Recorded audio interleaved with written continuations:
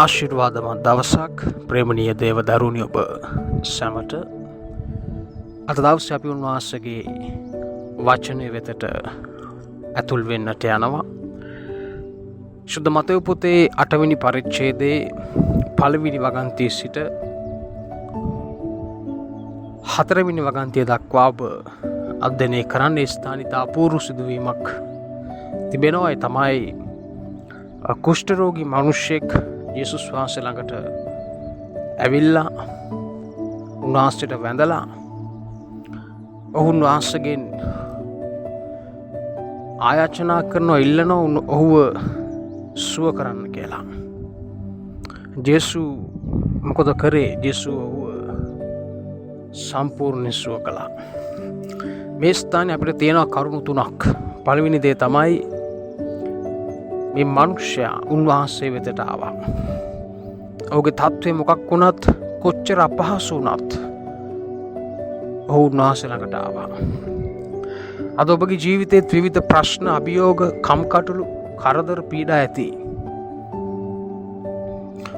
ඔබගේ තත්ත්වය මොකක් වුණත් ඔබ උන්වහන්සේ වෙතට එන්න අවශ්‍යයි. අද ප්‍රශ්න වැඩි වෙද්දී, පීඩා වැඩි වෙද්දී, අභියෝග වැඩි වෙද්දී කිතුණු උන්වහන්සේගෙන් ඈත් වෙනවා. නමුත් මේ මිනිසයා ඔහුගේ තත්ත්වය මොකක් වුණත් ඔහු උන්වහන්සේට ලං වුණා. උන්වහන්සේ වෙතට ඔහු ආවා. හාලෙලූයා. අද ඔබගේ තත්ත්වය මොකක් වුණත් ඔබ උන්වහන්සේ ළඟට එන්න අවශ්‍යයි. හාලෙලූයා. උන්වහන්සේ තමයි එකම විසඳුම, එකම බලාපොරොත්තුව, එකම පිහිට ඔබගේ ජීවිතේ. හාලෙලූයා. මේ මිනිසයා උන්වහන්සේ වෙතට පැමිණියා. දෙවැනි දේ, මේ මිනිසයා විශ්වාස කළා. හාලෙලූයා. ඔහු කිව්වා, ස්වාමිනී ඔබ කැමතිසේක් නම්, ඔබට පුළුවන් නම් කියලා ඔහු කිව්වේ නෑ. ඔහු කිව්වේ ඔබ කැමතිසේක් නම්. ඒ කියන්නේ මේ මිනිසයා දැනගෙන සිටියා ජේසුට පුළුවන් කියලා ඔහුව සුව කරන්න. අද ඔබ දැනගන්න අවශ්‍ය, ඔබගේ තත්ත්වය කොච්චර විශාල වුණත්, ඔබගේ අභියෝගය කොච්චර විශාල වුණත් ඔබ විශ්වාස කරන්න. ඔබගේ ප්‍රශ්නයට වඩා උන්වහන්සේ විශාලයි. උන්වහන්සේ බලවත්. හාලෙලූයා. උන්වහන්සේට කළ නොහැකි කිසිවක් නැහැ. ඔබ විශ්වාස කරොත් උන්වහන්සේට ඕන දෙයක් ඔබගේ ජීවිතේ කරන්න පුළුවන්. මොකද විශ්වාස කරන අයට බලය ක්‍රියාත්මක වෙනවා. හාලෙලූයා. හාලෙලූයා.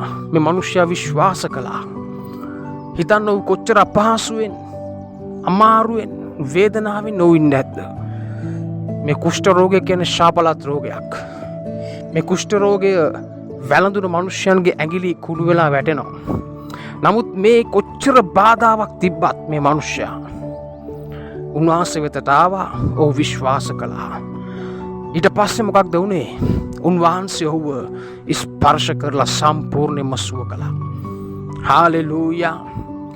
අද ලෝකය ඔබව කොන් කරයි, ඔබව ප්‍රතික්ෂේප කළයි, ඔබ අතහරි, ඔබ දාලයයි.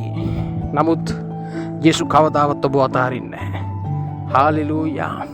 ඒ කුෂ්ඨ රෝගී මිනිසයාව ස්පර්ශ කරන තරම් උන්වහන්සේ, ඔහු අල්ලන තරම් උන්වහන්සේ උට ප්‍රේම කළා.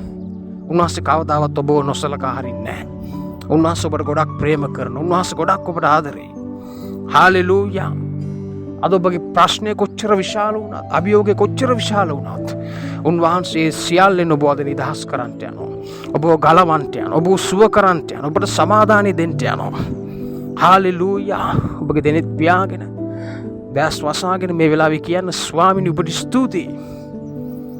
ඔබ වහන්සේ ඔබගේ කරුණාව මට දුන් නිසා මේ සියලු ප්‍රශ්න වලින්, අභියෝග වලින්, බාධක වලින් මම ගලවපු නිසා ඔබට ස්තුතියි කියලා උන්වහන්සේට කියන්න.